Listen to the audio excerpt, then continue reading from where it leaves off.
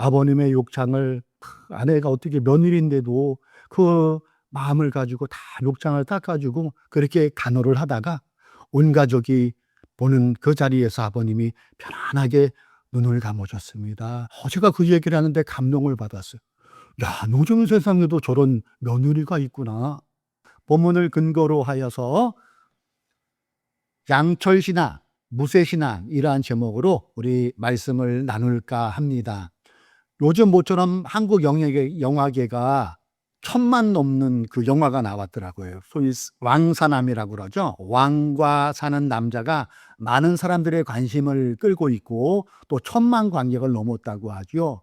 이 스토리의 내용이 영월에로 유배간 단종과 또 단종의 이야기인데 거기에 어몽도라는 사람의 그 스토리를 재미있게 또 약간의 허구를 넣어서 이렇게 그린 영화라고 합니다. 어쨌든 이 영화가 많은 사람들의 관심을 갖게 됨으로 인해서 거기를 찾는 영월의 청령포와 장릉이라는 그 주변을 찾는 관광객들이 엄청나게 늘고 있다고 합니다.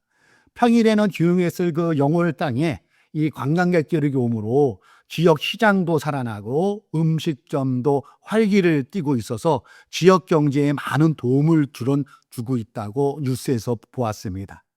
저는 이 소식을 들으면서 영월의 그 시골 그 소식을 들으면서 떠오른 게 옛날 시골 풍경이었어요. 여름철날 이렇게 가다 보면은 비가 많이 오는 날, 양철 지붕 여러분 아실 거예요. 양철 지붕.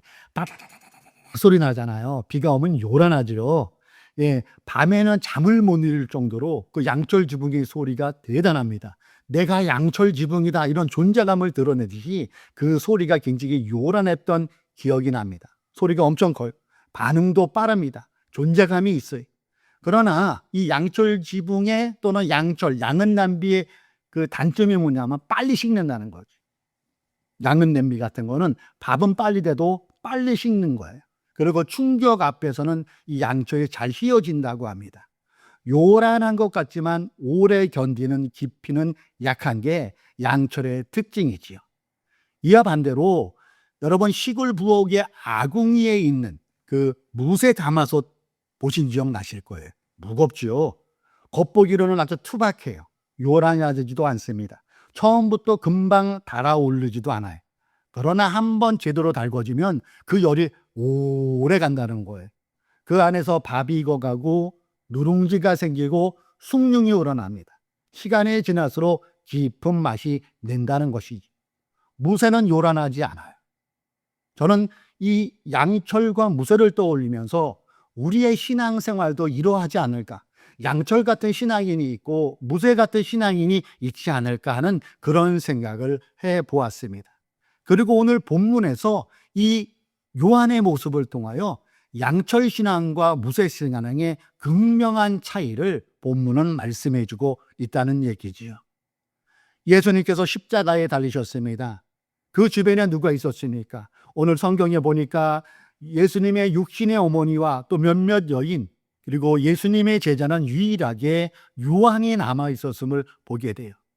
사람들의 조롱이 쏟아지고 죽음의 그림자가 짙게 들이온 그 자리에서 많은 사람들, 어찌된 일인지 예수님을 추앙했던 그 많은 사람들은 보이지가 않아요. 그리고 그 자리에는 예수님의 어머니 마리아, 몇몇 여인들, 그리고 사랑하는 제자의 모습들만 있었다고 본문은 기록해 주고 있어요. 오늘 예배에 나오신 사랑하는 성도 여러분, 저는 여기서 신앙의 진짜 무게를 우리가 발견해낼 수 있어야 된다고 봅니다. 신앙의 무게는 박수 잡는 자리에서 드러나는 것이 아니라는 것이죠. 환호 속에서도 드러나는 것이 아닙니다. 진짜 신앙의 무게는 십자가 곁에 있을 때, 주님의 곁에 있을 때 진짜 제대로 된 신앙이 빛을 발한다는 사실입니다. 오늘 본문에 나오는 요한의 신앙이 바로 이러한 신앙이었고 한마디로 요한의 신앙은 제목처럼 무쇠의 신앙인이 아니었나 하는 그런 생각을 해보게 됩니다. 예수님께서 십자가에 달리셨을 때 대부분의 제자들은 도망가 버렸어요.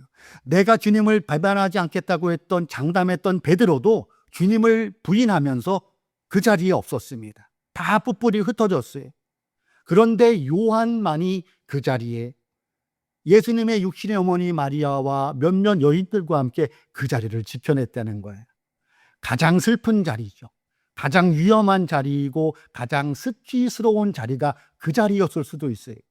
그런데 그 자리에 주님을 그렇게 사랑했다고 고백하던 제자들은 온데간데 없고 유일하게 주님의 제자 요한만이 그 자리를 지키고 있다는 것입니다. 그렇습니다. 신앙의 진짜 무게는 박수 받는 자리에서 성패가 갈리는 게 아니더라고요. 신앙의 진짜 무게는 십자가 곁에 있을 때 드러난다는 거예요. 교회가 평안할 때는 모든 성도님들 다 신실해 보여요. 예배가 뜨겁고 찬양할 때는 다 믿음이 좋은 것 같아요. 분위기가 좋을 때는 다 예수님을 위해서 자기의 목숨이라도 바칠 것 같은 그러한 분위기예요. 그러나 여러분, 어려움이 오고 손해가 오고 책임져야 할 일이 생기면은 예수님의 제자들처럼 뿔뿔이 흩어지는 게 우리 신앙인의 모습이기도 하다는 그런 씁쓸한 마음을 감출 수가 없게 됩니다. 이 시간 우리는 우리에게 물어볼 수 있어야 돼요. 내 신앙이 양철인지 무쇠인지 한번 물어보고 내가 늘 십자가의 곁에 있는 무쇠신앙인으로 살아갈 수 있는 우리가 되달라고 저와 여러분은 기도해야 될 줄로 믿습니다. 오늘 요한은 보면은요, 그 사복음서에 보면은 요한의 모습을 볼 때에 요란하지 않았더라고요. 요한은 큰 소리 치는 제자가 아니었어요. 늘 전면에 나서는 제자도 아니었고 중요한 순간에는 남아있던, 티나지 않게 남아있던 게 요한의 모습이었어요.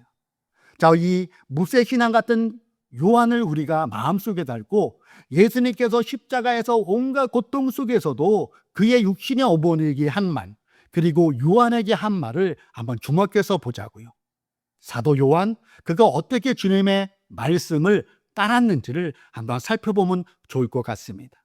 오늘 보면 26절에서 그 고통 속에서 예수님은 육신의 어머니인 그 마리아를 잊지 않았어요. 그리고 최선을 다해서, 본인 입장에서 최선을 다해서 이렇게 얘기하는 장면이 나옵니다. 여자여 보소서 아들이니이다. 죽음을 몇 분 남겨놓고 육신의 어머니 마리아에게 얘기해요. 그리고 그 아픔을 감내하면서 그 이 시선이 그의 제자 요한이라고 향합니다. 그리고 27절에 이렇게 부탁을 하세요. 또 제자에게 이르시되, 여기서 제자는 요한을 말하죠. 보라 내 어머니라. 이렇게 말씀을 해요. 그때부터 그 다음에 뭐라고 합니까? 그때부터 그 제자가 자기 집에 모시니라. 예수님이 돌아가시고 부활하시고 하늘로 승천하신 그 시간을 위해서 마리아가 죽을 때까지 요한은 그 마리아를 자신의 육신의 어머니처럼 모셨다는 것이지요. 사랑하는 성도 여러분, 여기에서 우리는 요한의 성실성을 발견할 수가 있어요. 요한의 무쇠신앙을 우리는 볼 수가 있어요. 즉 무쇠신앙은 성실함과 같이 간다는 것이죠.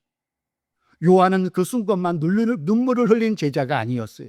그날 받은 주님의 그 말씀, 그 유언을 자기 삶의 책임으로 받아들이고 그것을 지켜낸 사람이 주님의 제자 요한이었다는 겁니다. 그는 그 순간에 욱하는 마음, 순간적인 감정으로 알았습니다. 그렇게 얘기하지 않은 거예요. 그 눈물 이후에 그는 끝까지 책임지는 모습으로 본문은 우리에게 그려지고 있다는 거예요. 그는 그날 주님의 말씀을 평생의 순종으로 살아간 진정한 주님의 제자였다는 것입니다. 그러나 어떤 분들은 신앙생활을 하는데 눈에 잘 띄지 않아요. 말을 하는데도 말도 많지 않아요. 공동체 내에서. 표현도 어눌해요. 그런데 맡겨놓은 일, 교회에서나 본인이 맡은 직업에서는 묵묵히 그 일을 감당하는 그런 분들도 제 주변에 있음을 보게 돼요. 그런 분들이 여러분 무쇠신앙이니, 그런 분들이 교회를 지켜내고 가정을 지켜내고 본인에 맡겨진 그 직분을 잘 감당하는 모습을 우리는 보게 됩니다. 그래요, 그러한 무쇠신앙이 우리에게는 필요합니다. 그리고 본문에서 그려지는 요한이 바로 그 좋은 본보기를 우리에게 보여주고 있다는 거예요. 그는 십자가 아래 남았습니다. 그리고 예수님이 맡기신 어머니를 그가 숨을 거둬가는 날까지, 마리아가 이 세상을 뜰 때까지 잘 모셨어요. 그리고 그런 요란한 제자가 아니라 모세 신앙인답게 성실함에 일관된 삶을 살아간 사람이 주님의 제자 요한이라는 것을 우리는 기억해야 될 것입니다. 이 시점에 저는 다시 한번 여러분에게 묻습니다. 그리고 나에게 묻습니다. 여러분은 우리의 신앙은 어떤 신앙입니까? 나는 양철처럼 요란한 신앙인 혹시 아닙니까? 아니면 무쇠처럼 천천히 닳아져도 티가 나는 것 같지 않지만 오래가는 성실함의 신앙인입니까? 감동은 잘하지만 책임이 약한 사람 아닌가요? 아니면 감동을 책임으로 연결하는 우리의 모습입니까? 우리들 예배만 뜨거운 사람입니까? 아니면 예배 후에도 주님이 맡겨주신, 나에게 맡겨주신 그 일을 잘 감당하는 그런 사람입니까? 여러분, 예수님은 요한에게 그의 육신의 어머니를 맡겼어요. 이처럼 우리에게도 여러분 각자, 우리 각자에게 맡겨진 것이 있어요. 그것이 주님께서 우리에게 맡겨주신 거예요. 크게 볼 필요 없습니다. 우리의 가정, 우리의 자녀, 우리의 부모, 그리고 내가 영위하는 생계. 이것이 또한 주님께서 오늘날 여러분 각자에게, 우리 각자에게 맡겨주신 사명일 수 있다는 거예요. 그렇다면은 이것을 부담스러워해야 될까요? 누군가 대신해 주기를 바라야 될까요? 아니지요. 진정한 신앙인이라면, 무쇠 신앙이라면 주님이 현재 나에게 맡겨주신 것을 요한의 마음처럼 제가 일상을 살아가면서 이 사명을 잘 감당하겠다 하며 부족함 속에서도 그 일을 묵묵히 나가는 그 모습이 될 때에 하나님은 영광 받으시고 그 모습을 통하여 우리는 진정한 신앙인의 길로 나아갈 수 있다는 것이지요. 바라기는 여러분, 우리가 양철 신앙인이라면 이제 이것을 정리하고 요한처럼 무쇠 신앙으로 나가는 저와 여러분이 되시기를 주님의 이름으로 축원을 드립니다. 사도 요한은 예수님께 맡겨받은 이 마리아를, 그의 육신의 어머니 마리아를 단지 며칠, 몇 달, 몇 년만 돌본 게 아니더라고요. 구전에 의하면은 요한은 결혼을 안 했대요. 왜 결혼을 안 했을까요? 혹시나 내 사랑하는 아내가 있고 자녀가 생산되면은 하나님께서, 예수님께서 나에게 맡기신 그 육신의 어머니 마리아를 내 어머니처럼 모시라는 그 유언을 지키지 못할까봐 요한은 결혼을 하지 않았다는 이런 얘기도 제가 들어본 적이 있습니다. 그만큼 요한은 무쇠 신앙인답게 성실하고 그의 삶을 살아냈다는 것이죠. 지난주 중반쯤에 저는 서울 고대 안암병원 장례식장에 문상을 다녀왔어요. 제가 아는 분인데 다녀왔는데 거기서 이제 문상을 마치고 식사 자리에서 잠깐 이렇게 식사를 하는데 남편 된 집사님과 아내 된 집사님이 먼저 같이 앉아 있다가 그 아내 된 집사님이 친척이 오셨는지 잠깐 자리를 비웠어요. 그때 그 남편 되는 집사님이 제가 물어보지도 않았는데 이런 말씀을 하시더라고요. 사실은 목사님, 그런데 우리 아버님이 좀 아프셨거든요. 병원에서는 요양원을 보낼 것이냐 어떻게 하냐 그런 얘기가 됐는데 저는 권하지도 않았는데 아내가 흔쾌히 우리 아버님 살아계신 동안만이라도 더 정성껏 봉양하고 싶다고 해서 아버님을 창신동 집으로 모셨어요. 아버님의 욕창을 아내가 어떻게 며느리인데도 그 마음을 가지고 다 욕창을 닦아주고 그렇게 간호를 하다가 온 가족이 보는 그 자리에서 아버님이 편안하게 눈을 감으셨습니다. 제가 그 얘기를 하는데 감동을 받았어요. 야, 요즘 세상에도 저런 며느리가 있구나.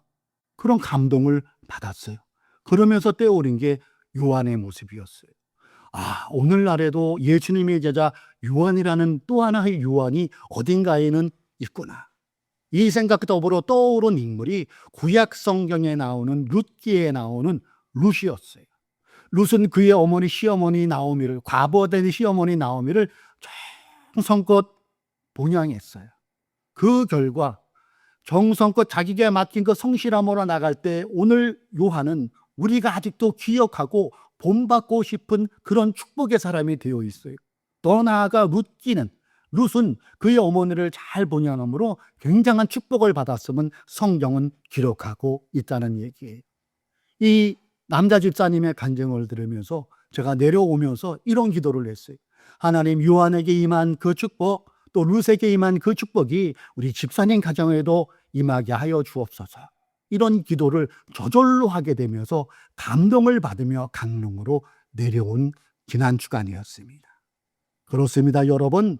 성실함의 무쇠신앙은 요란함에서 드러나는 게 결코 아닙니다. 애국이라는 핑계로 욕설과 무례가 난무한 것을 우리는 유튜브에서 종종 보게 됩니다. 그런데 여러분 한번 생각해 보세요. 그 애국이라는 핑계를 가지고 욕설을 해대고 막 무례하게 하는 그 행동에서 예수님이 떠오르던가요? 저는 그 모습이 떠오르지는 않더라고요. 오히려 제가 방금 전에 소개한 이 여자 집사님처럼 묵묵하게 자기에 맡은 그 며느리로서의 그 자리, 엄마로서의 그 자리, 아내로서의 그 자리, 교회의 집사로의 그 자리를 내가 맡은 그 위치를 묵묵히 걸어갈 때에 그 속에서 울림이 나오는 것이고 그 속에서 우리는 예수님을 발견할 수 있다는 것입니다. 오늘 예배에 나오신 사랑하는 성도 여러분, 또 유튜브로 예배하시는 사랑하는 성도 여러분, 바라기는 우리 모두 양철신앙을 단호하게 거부합시다. 그리고 요한의 그 모습처럼 무쇠신앙이 사람이 될 것을 추구해 봅시다. 잠깐 반짝이는 신앙이 아닌 오래 성실한 신앙으로 나아갑시다. 말로만 뜨거운 신앙인이 아니라 요한처럼 십자가 곁을 지키는, 내 자리에서의 그 십자가를 잘 지키는 성실한 신앙인이 되어 봅시다. 양철신앙은 소리만 요란해요. 그러나 무쇠신앙은 천천히 달궈져도 끝까지 갑니다. 특별히 오늘날의 이 시대에 이 무쇠신앙인이 너무나도 필요합니다. 요란한 구호와 요란한 그런 퍼포먼스로는 하나님이 드러나지 않습니다. 그러나 티나는 것 같지 않지만 무쇠신앙처럼 우리에 있는 각자의 그 자리에서 내가 맡은 그 직업에서 그 직업을 묵묵히 수행할 때 지나가는 누군가가 내가 마치 남편이 그 아내의 얘기를 해서 감동받은 것처럼 누군가는 감동을 받게 되는 것이며 그것을 통하여 우리 하나님은 영광 받으시고 바닥으로 떨어지는 하나님의 그 이름이 다시 회복되는 그 은혜 또한 임한다는 사실을 믿으시기 바랍니다. 바라기는 오늘 요한이 보여주는 그 삶을 통하여, 이 집사님이 보여준 이 삶을 통하여 올해 또한 양철신앙이 아닌 우리 그 자리에서 무쇠신앙인으로 성실을 식물 삼아 나아가므로 하나님의 영광 돌리는 저와 여러분 되시기를 주님의 이름으로 축원을 드립니다. 그래서 오늘 말씀 제목을 양철신앙, 무쇠신앙이라고 정해 보았습니다.